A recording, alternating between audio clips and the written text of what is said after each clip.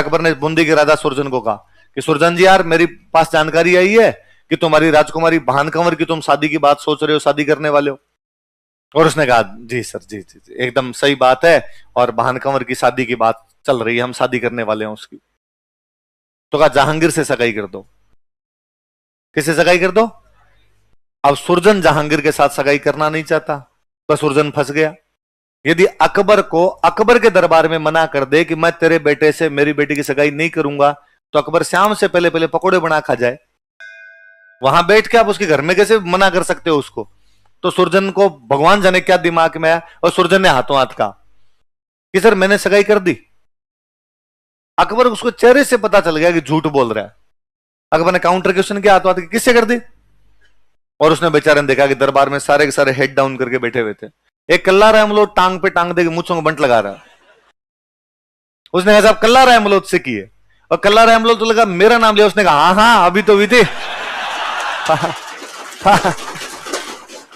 कल्ला रायमलोट लगा फोकट में सगाई हो रही है, ये कौन सी कम है? नहीं सर अभी अभी अभी हुई थी, हमारे तो 5-7 दिन पहले ही हुई थी।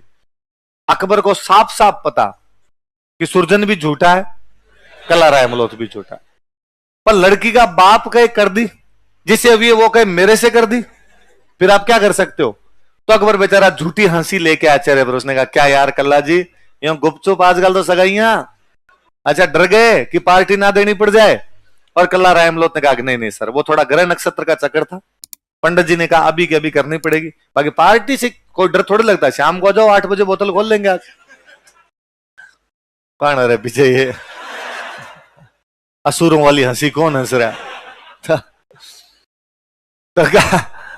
पर अकबर से ना होता ना कई बार कि भाई अपनी बेइज्जती हो जाए, अपने को पता भी चल जाए कि बेइज्जती हुई और इसका लोगों को भी पता चल गया, तो अकबर से वो रहा नहीं गया, उसका मूड ऑफ हो गया।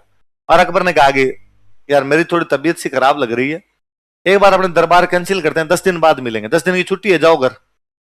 सारे बाहर आ गए। अब सारे राजाओं को पता कि आज बना गए दोनों। अब बाकी सारे राजा या तो एक दूसरे की तरफ कोने मार मार के हंसेंगे, यार आज मजा आ गया, या कल्ला रायमलोट और सुरजन को देख देख के मुस्कुराएंगे, ऐसे ये बातें आजकल तुम्हारी।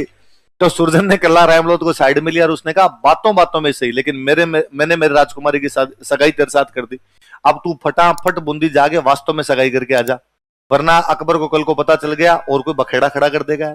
कल्ला रायमलोट रातों रात 7 समंदर पार करता हुआ बूंदी आता और किसे सगाई करके चला जाता है।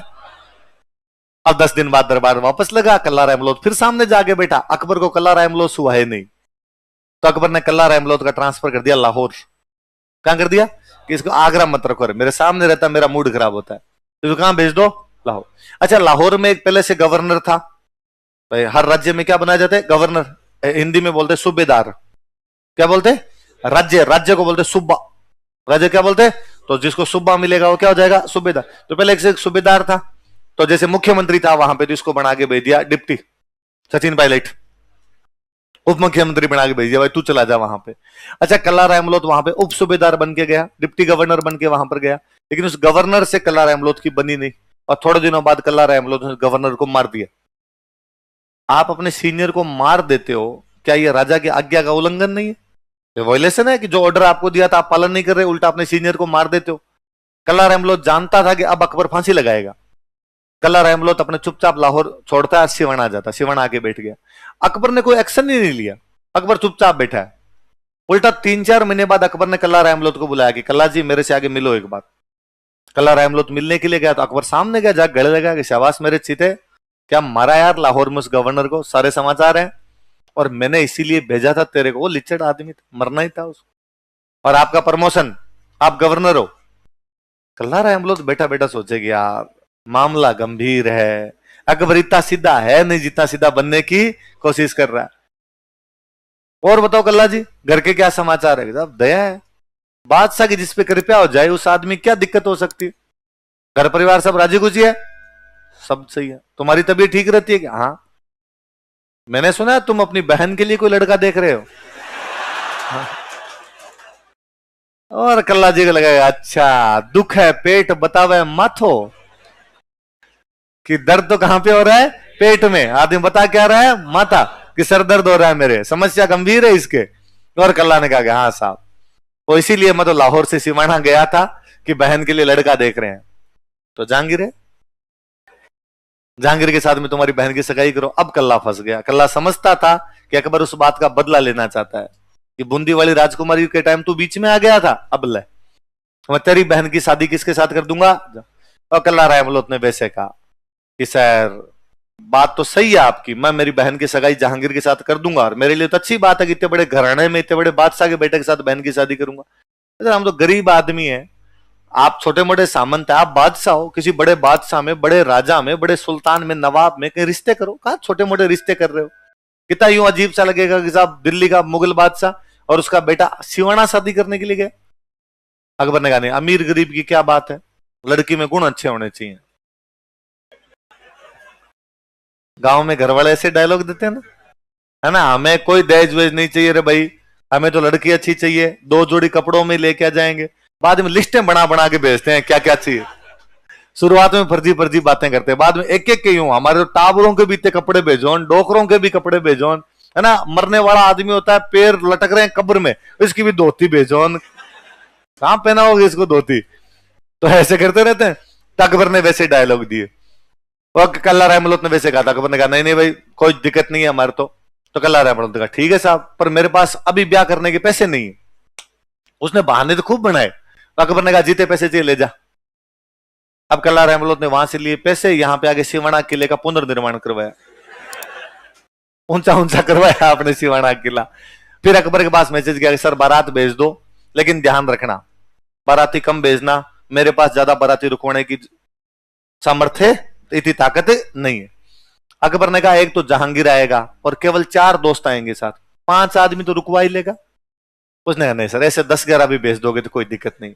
अकबर ने कहा मैं तो खुद ही नहीं आ रहा, जहांगीर और जहांगीर के दोस्त आ जाएंगे, इनकी व्यवस्था तू कर लेना, शादी करके भेज देना। और ज्यादा दिक्कत आए तो तेरा ताऊ मोटा राजा उदय सिंह जोधपुरी तो बैठा है, तो आइस वाइस कम पड़े तो वहां से मंगवा लेना तू। तो भाई जहांगीर की बारात है सिवाना, बारात का स्वागत जब करते हैं बारात के सामने मिलने के लिए जाया करते हैं, उसको बोलते हैं सामेड़ा। अभी वो तो गांव वाले तो सब जानते हो आप, सामेड़ा करते हैं शादी ब्याह के अंदर।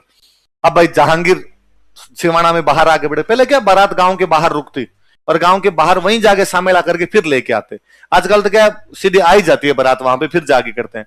तो जहांगीर बाहर आके रुका हुआ एकदम, जहांगीर बैठा है, जहांगीर के चारों दोस्त उसके साथ बैठे, दोस्त जहांगीर से ज्यादा तैयार होके बैठे। और ये पता नहीं क्यों होता है कि दूल्हे के दोस्त दूल्हे से ज्यादा तैयार होते हैं, कि दूल्हे के दोस्तों को गलत फहमी होती है कि सेंटर ऑफ अट्रैक्शन हम है, जबकि ऐसा होता नहीं है। सेंटर ऑफ अट्रैक्शन केवल एक बंदा होता है, वो कौन होता है, दूल्हे के साथ में जो होते हैं वो बोले कितने तैयार हो जाए लेकिन फिर भी उनको कोई देखता।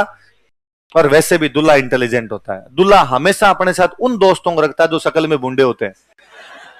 दूल्हा जानता है कि यार अच्छे दोस्तों को रख लिया, हैंडसम रख लिए, तो फिर अपने कौन देखेगा। तो यदि आपका कोई दोस्त दूल्हा बनते टाइम आपको कहे कि तू मेरे साथ रहना, इसका मतलब समझ लेना कि उसकी नीयत कैसी है। वो ये सोच रहा है कि बूढ़ा आदमी है, ये मेरे साथ रहेगा तो इसको तो कौन देखेगा। तो आप कहना कि नहीं भाई मैं और कोई भी काम कर लूंगा तेरी शादी में, लेकिन तेरे साथ में तो जहांगीर बैठा है, चारों दोस्त 2 इधर बैठे 2 इधर बैठे, जोधपुरी कोट पैंट पहन के ऊपर तक बटन बंद किए हुए, डीओ छिड़क के आए हुए, तैयार होके बैठे। कल्ला रहमत गया 50 एक आदमी लेके अपने, जहांगीर के गले में जूतों की माला पहने, चारों को कूटा पकड़ के 500 कूटा इनको शानदार बड़ा सा। अब भाग गया, कहते ना तेरे बाप को जाके नहीं की शादी में। जहांगीर बेचारा बागार, पहला एसटीडी पीसीओ मिला उसी से फोन किया कि पापा कहां भेज दिया आपने। अरे वो कल्ला रहमत के पास भेजा के कूटा उसने हमें, मेरे दोस्तों की शेरवानियां फाड़ दी, सबकी मुर्गे बना रखे हैं उनको। हाँ भाई मुगल शहजादे की इस प्रकार बेइज्जती नहीं कर सकते। अब अकबर ने मोटा राजा उदय सिंह के पास मैसेज किया कि मोटा राजा उदय सिंह मैं नहीं जानता तू कैसे करेगा, साम दाम दंड भेद येन केन प्रकारेण, कल्ला रहमत की लाश चाहिए। 1589 में अकबर की तरफ से इधर से कल्ला ये मोटा राजा उदय सिंह सिवना पर अटैक करते हैं। कहां पर अटैक करते हैं, कल्ला रहमत तैयार था, वो साका करता है यहां पे। क्या करता है, जब लगे कि हम जीत नहीं पाएंगे लेकिन हम झुकेंगे भी नहीं, अपने आन बान शान की रक्षा के लिए जो युद्ध किए जाते हैं उनको युद्धों क्या बोलते थे। ये सिवाना का दूसरा साका था। पहला साका 1308 में सातल और सोम कर चुके थे, पढ़ा था हमने। ये सिवाना का दूसरा साका था, 1589 में होता है। साके में 2 चीजें होती है, बताओ क्या क्या। और जौहर की बात आई तो कल्ला रामलोत की तो शादी नहीं हुई थी, अभी तक सगाई सगाई हुई थी। किसके साथ हो रखी थी? भान कंवर बूंदी से सिवाना मैसेज करती है कि कल्ला जी मैंने सुना है कि तुम वहां साके की तैयारी कर रहे हो, पर यदि तुम्हारे वहां साका होगा तुम्हारे जौहर कौन करेगा, तुम तो शादीशुदा ही नहीं हो। कल्ला रामलोत ने कहा कि हाँ सही बात है, यदि मैं शादीशुदा होता तो मेरी रानी जौहर करती, लेकिन अब चूंकि मैं शादीशुदा नहीं हूं तो घर की जो भी सीनियर महिला है वो कर लेगी। तूने कहा क्यों, दूसरी क्यों कर लेगी, मैं हूं तुम्हारी रानी। हिंदू धर्म कहता है कि सगाई अपने आप में आधा विवाह है, मुझे लेकर जाओ तुम। कल्ला रामलोत बूंदी जाता है, एक राजकुमारी जिसकी अभी तक शादी भी नहीं हुई थी, एक राजकुमारी जो किसी एक राजकुमार से केवल और केवल सगाई के बंधन में बंधी हुई थी, वो सिवाना आती है अपनी मर्जी से, यहाँ पे आके जौहर का नेतृत्व करती है। तो जौहर किसने किया? केसरिया को लीड कौन करता है बाद में? राजस्थान वीरांगनाओं की धरती है। किसकी धरती है? विडंबना देखिए कि इतिहास इन भान कंवरों के बारे में जानता ही नहीं है। हम सब लोगों के बारे में जानते हैं, जबकि जानना इन्हीं के बारे में चाहिए कि हीरा दे कौन थी, नायिका देवी कौन थी, पन्ना दहाय कौन थी, सहल कंवर कौन थी, भान कंवर कौन थी। अच्छा कल्ला रायमलोत ये भी भाई जोधपुर वालों का भाई है, तो ये भी राठौड़ी है, राठौड़ों की ब्रांच हो गई रायमलोत, रायमल का बेटा इसलिए रायमलोत लगाने लग गया। ये पृथ्वीराज राठौड़, ये जब घटना हुई, साके वाली घटना हुई, उसे थोड़े दिन पहले कल्ला रायमलोत से मिलता है। किसे मिलता है? तो उसने कल्ला रायमलोत को समझाया, पृथ्वीराज राठौड़ उसका अंकल लगता है, राठौड़ राठौड़ है ही आपस में, अंकल लगता है। तो उसने समझाया कि यार कल्ला तू पागल हो गया क्या, तो यार चला चला के पंगे क्यों लेता है। उसने क्यों अंकल क्या कर दिया? यार पहले तो जब वहां सुरजन वाली बेटी की बात आई तूने हाँ बदली कि मेरे साथ सगाई हुई, क्यों हाँ भरी? फिर तेरे को लाहौर भेजा, उस गवर्नर को मार दिया। फिर जहांगीर की बारात आई, तूने जहांगीर को कूट के भेज दिया। यार ये अच्छी बातें नहीं होती ऐसे। और अब अकबर तेरे पे खार खाया बेटा, मारेगा तेरे को अकबर। उसने कहा अंकल मैंने तो खुद ने कफन सिला रखा है और मैं तो खुद ही तैयार बैठा हूं कि मरने के लिए। अकबर आए तो सही, पर मैं मरने से पहले अकबर को बता के जाऊंगा कि पंगा गलत जगह लिया उसने। मैं क्या चीज हूं मैं बता दूंगा अकबर को, मैं साका कर लूंगा यहां पर। अंकल आप मेरा एक काम कर सकते हो कि आप तो राइटर हो, बता भाई क्या काम करना है? क्या आप मेरे मर्सी लिख दो। क्या लिख दो मेरे? क्या लिख दो? किसी के मरने के बाद उसकी याद में कोई दोहा कविता वगैरह लिखा जाता, कोई गीत लिखते, उन गीतों को क्या बोलते? कोई युद्ध में लड़ता हुआ मारा गया, उसकी ब्रेवरी पर, उसकी बहादुरी पर, उसकी वीरता पे जो दोहे लिखे जाते उन दोहों को क्या बोलते? तो कभी कोई युद्ध में लड़ता हुआ मारा जाता, उसके बाद उस पर जब दोहे लिखते उन दोहों को क्या बोलते? तो कल्ला रामलोत ने पृथ्वीराज राठौड़ को कहा कि अंकल आप मेरे मर्सी लिखो। उसने कहा लिख दूंगा, तुम लड़ेगा, लड़ने के बाद मरेगा, मरने के बाद लिख दूंगा। उसने कहा ना ना आज ही लिखो, अभी अभी। अरे तो मरने के बाद लिखे जाते हैं इसलिए नाम है मरसी, अभी लिखूंगा फिर तो जिंदा सी हो गए। और फिर ये तो कवि चेक करता है कि भाई अगला बंदा कैसे लड़ा था, मैं देखूंगा। तू हाथी पे लड़ेगा, घोड़े पे लड़ेगा, तलवार से लड़ेगा, भाले से लड़ेगा, कितने लोगों को मार के मरेगा, कितनी देर तक लड़ेगा, सर कट जाएगा, फिर कितनी देर तक लड़ेगा, तो ये तो मैं देख के लिखूंगा यार, मुझे क्या पता तू कैसे लड़ेगा। उसने अंकल आप तो लिखो, जैसे आप लिखोगे वैसे वैसे मैं लड़ाई कर लूंगा। कटिया पहला कोड स्यूं गाथ सुनी नहीं जाए, जिन बिद कवि जतावियो न उन बिद कटी हो जाए। उसने कटने से पहले अपने कटने की सारी कहानियां सुन ली थी, जैसे जैसे कवि ने लिखा था वैसे वैसे वो कट के मर गया था। गज सिंह के दो बेटे थे, बड़े बेटे का नाम था अमर सिंह, क्या नाम था? और छोटे बड़े बेटे का नाम था जसवंत सिंह। बड़े बेटे का नाम क्या है और छोटे बेटे का नाम क्या है? अमर सिंह योग्य, बहादुर, पराक्रमी, अच्छा, जितनी विशेषता हो सकती है वो सारी विशेषता किसमें थी। अतः स्वाभाविक था कि गज सिंह के मरने के बाद जोधपुर का अगला राजा कौन बनेगा? बड़ा भी है और कोई कमी भी नहीं है, तो ये बन जाए, क्या दिक्कत है। जसवंत सिंह छोटा था पर जसवंत सिंह स्मार्ट बंदा था और उसे लगा कि यार राजा तो मुझे बनना है, पर अब भैया को बाईपास कैसे किया जाए। तो कोई ना कोई अपने नाम को रिकमेंड करे, कोई ना कोई पापा को जाकर कि नहीं अमर सिंह को मत बनाओ, किसको बनाओ? जसवंत सिंह, तो पार पड़ सकती है। तो कौन करेगा अपने नाम को रिकमेंड? तो उसे लगा यार कोई ऐसा बंदा ढूंढा जाए जिसकी बात पापा मान ले, जिसकी बात पापा कभी टाले नहीं। उसने ऑब्जर्व करना शुरू किया तो उसके समझ में आया कि उसके पापा की गर्लफ्रेंड है अनारा बेगम। क्या नाम था? और कि पापा अपनी गर्लफ्रेंड की कोई भी बात टालते। एक दिन भाई अनारा बेगम का जो कमरा था, अनारा बेगम का जो महल था, उसके बाहर जसवंत सिंह सुबह सुबह जाके खड़ा हो गया। अनारा बेगम बेचारी बाहर निकल के आई, आंखें मसलते हुए बाहर आई, आगे देखा जसवंत सिंह उसकी स्लीपर हाथ में लिए खड़ा था, चप्पलें हाथ में लेके खड़ा। और अरे अरे अरे अरे क्या कर रहे हो तुम जोधपुर के राजकुमार हो, मैं तुम्हारे पिताजी की दासी हूं, तुम मेरी चप्पलें कैसे उठा सकते हो? और ये किसी को पता चलेगा वो शिकायत कर देगा, तुम्हारे पिताजी मुझे कहेंगे कि राजकुमार के हाथ में चप्पलें दे दी। पर जसवंत सिंह कुछ ही नहीं बोला, आगे बढ़ा, स्लीपर उसके पैरों में पहने, चरण स्पर्श किए और कहा इसमें चप्पलें हाथ में उठा ली तो क्या हो गया? और आप क्या को दासी थोड़ी हो, आप मेरे पापा के साथ रहती हो तो मेरे तो मम्मी हो। और मम्मी की चप्पलें उठाने में क्या हर्ज है? और बताओ आपकी तबीयत वगैरह सब ठीक रहती है? मैंने सुना था बीच में आपकी गठिया का दर्द उठ गया था, बिस्का धीराज को बुला के लाऊं? और अनारा बेगम को बड़ा अच्छा लगा, अनारा बेगम को लगा रे टावर कितना सिंसियर है, कितना ध्यान रखता है अनारा बेगम, भाई रे जुग जुग जियो। अब आते जाते जसवंत सिंह दोनों टाइम सुबह शाम गुड मॉर्निंग मम्मा, गुड इवनिंग करके जाए, अनारा बेगम को बड़ा अच्छा लगता। अमर सिंह पहली बात तो उधर आता ही नहीं जहां महिलाएं रहती थी, और कभी आया तो उसने नमस्ते, अनारा बेगम को लगने लग गया कि अच्छा दोनों में से कौन है? जसवंत।